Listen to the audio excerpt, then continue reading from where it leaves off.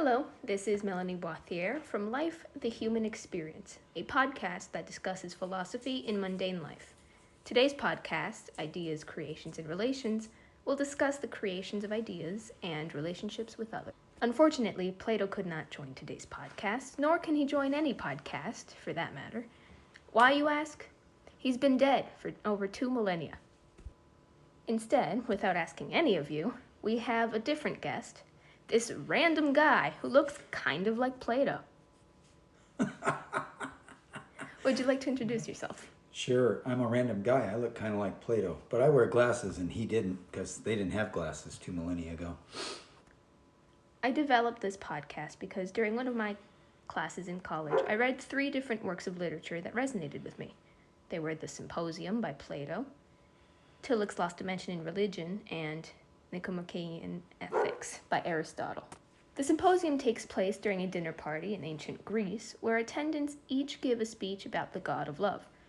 In the symposium, products of the mind are more valuable and permanent than beauty tainted by human flesh.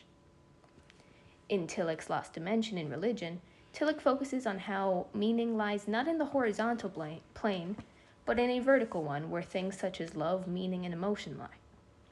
Tillich claims humans are currently in a predicament because of how much our existence focuses on the horizontal plane. In Aristotle's Nicomachean Ethics, Aristotle explores what it means for someone to live a good life and explores the concept through different virtues. I felt that between the 3 works, there were a myriad of questions I felt were left unanswered. All 3 texts focus on life and the possibility of higher achievement. The texts also imply the pursuit of immortality. This is why I ask, why do you think humans relentlessly pursue immortality? I ask this because I feel our audience has subconscious behaviors in their everyday life meant to cement their existence, and I feel that it's important to self-reflect once in a while. Well, if we look at life in general, we know that one of the aspects of being alive is the desire to achieve a form of immortality, either in the way that the ancient pagans did, where immortality was created or achieved through remembrance. So we look at Beowulf, for example, the wonderful poem. In the poem, Beowulf seeks to cement his immortality because his name will be remembered forever. In modern life, we look at things somewhat differently. We know that immortality comes in a number of ways. Physical immortality comes in 2 ways, for sure. You can have children, you procreate. But there's also another way to procreate. And if we look at the case of Henrietta Lacks, whose genes, her cells were taken from her in an experiment, those cells continue to live, those stem cells. And in that way, she continues to live. She died several decades ago, but her cells continue to live, and they're being used in scientific research as a way to propagate new technologies and new treatments for conditions that Henrietta didn't have any idea about when her cells were taken from her. So in those ways, we in the modern world, we seek to achieve immortality. Being afraid to die is kind of another aspect that we have to look at. Since the Victorian age, death has been this idea that people are nervous about, and we've become more and more afraid of it. We seek to stay young forever, we seek to stay alive forever. And there are a number of modern programs that talk to us about staying young and staying alive indefinitely. We look at the rise of the vampire in popular culture and we say, here's this creature who gave up his soul to stay alive indefinitely.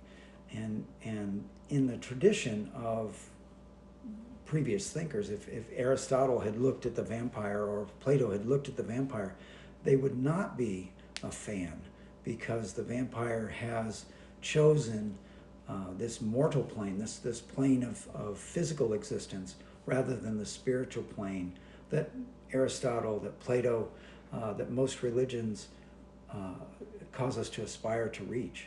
If we look to the spiritual plane, then our spirit lives on forever, even if our body does not. So we seek that immortality. Yeah, with it, I think comes a sense of pride knowing that you will exist for a very long time after your physical body has existed. And going off of that, should humans even pursue immortality? Some insight into this question might change someone's everyday behavior, or even their perspective on life. Well, I don't think humans have a choice about pursuing immortality. If we look at the religious aspects of the questions, and we look at the Western world, in Islam, in Christianity, in Judaism, immortality is a given. Your soul is immortal. It goes on and on.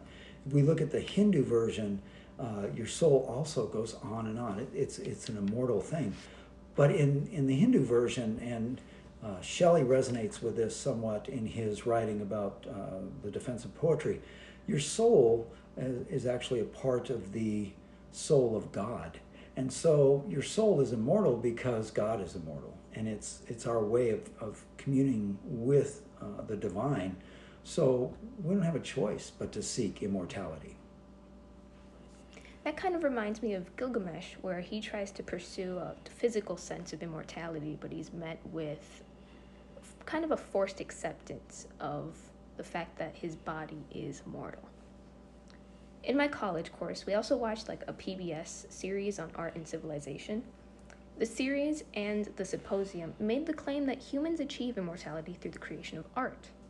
What do you think of this, and what other ways do you think humans achieve immortality? Well, the idea that we create immortality, or we achieve immortality by the creation of art, coincides with many of the great thinkers of the Enlightenment and the Romantic period in poetry. And I already alluded to Shelley and his defense of poetry. Shelley believed that by creating poetry, we create all the aspects of our society, because they are all the institutions in our society are created through our imagination and through our poetry, which is a direct connection with the divine in that sense of inspiration.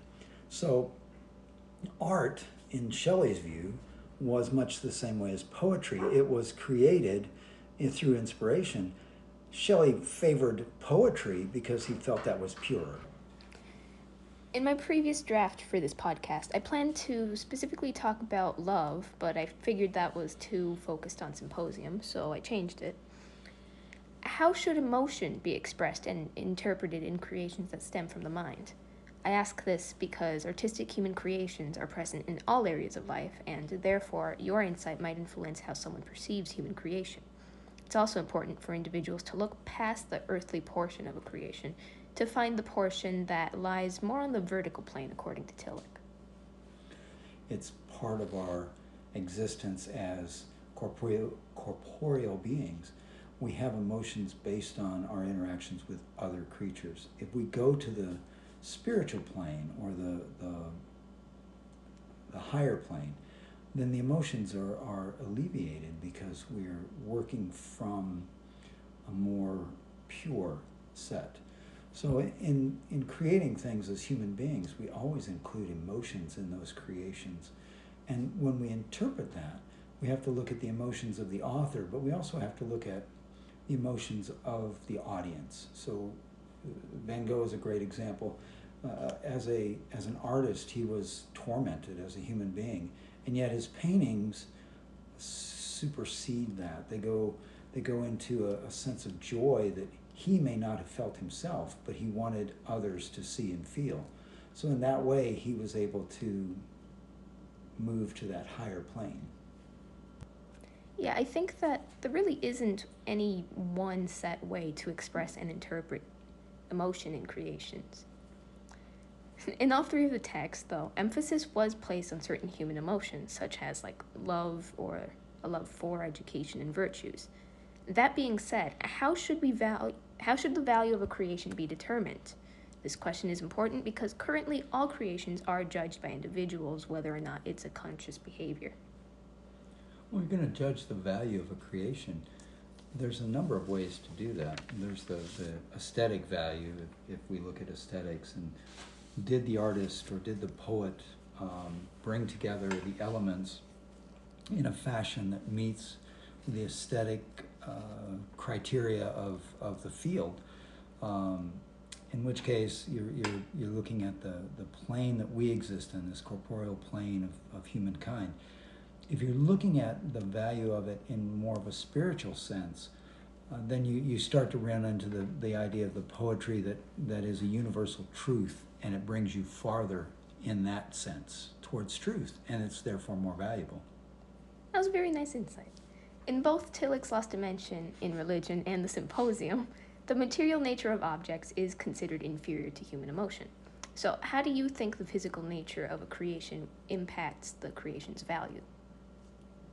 Well, that's the point previously.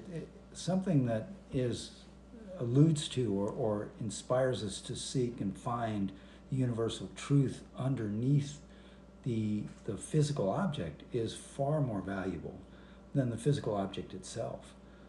So any physical object is only as valuable as it is to lead us to that universal truth. It's one thing to create something attractive, but the more likely scenario is people will try to own something attractive. The Symposium and the Nicomachean Ethics both imply that humans will try to obtain things that are good or that are perceived to be good. In the Symposium, Plato states humans do this because it makes them happy. This is why I ask, is there a moral obligation for a person's attainment to be beneficial for them? Many people pursue things that will make them happy temporarily and inevitably hurt them. Maybe if someone in the audience hears your answer, they will be more likely to take care of themselves to live a better life. It's always important for people to look long term. And we tend in our society to be very oriented toward the immediate response.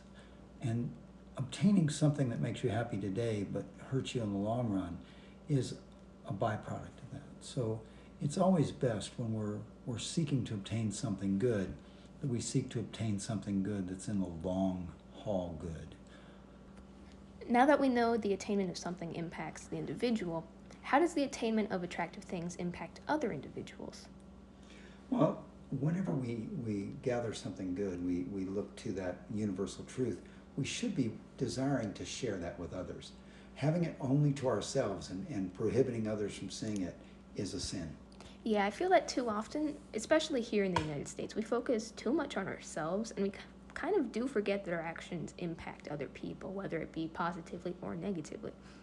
And for those in the audience scoffing at the idea of worrying about how our affections impact other people, I ask, is there a moral obligation for one person's attainment of something attractive to benefit others? Why or why not? Well, of course it's an obligation to benefit others. Otherwise, we're not seeking the universal truth. We're seeking something much smaller and much more immediate.